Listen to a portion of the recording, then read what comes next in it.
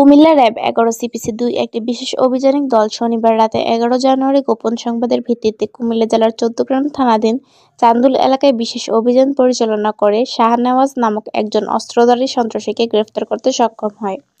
সাইদুর রহমান, কুমিল্লা প্রতিনিধির পাঠানো রিপোর্ট। এই সময় আসামির হেফাজত হতে একটি বিদেশি পিস্তল, ২টি ম্যাগাজিন ও ৩টি রাউন্ড গুলি উদ্ধার করা হয়।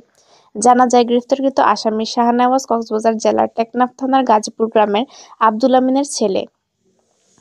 আসামিকে জিজ্ঞাসাবাদে আরও জানায় যে, সে দীর্ঘদিন ধরে দেশের বিভিন্ন স্থানে অবৈধভাবে অস্ত্র প্রদর্শন করে সন্ত্রাসী কার্যক্রম সহ বিভিন্ন ধর্তব্য অপরাধ সংগঠিত করে আসছিল। এই বিষয়ে গ্রেফতারকৃত আসামির বিরুদ্ধে কুমিল্লা জেলার চৌদ্দগ্রাম থানার আইনানুগ ব্যবস্থা গ্রহণ করা হয়েছে বলে জানান কুমিল্লা র্যাব ১১ সিপিসি-২ এর কোম্পানি অধিনায়ক লেফটেন্যান্ট কমান্ডার মাহমুদুল হাসান।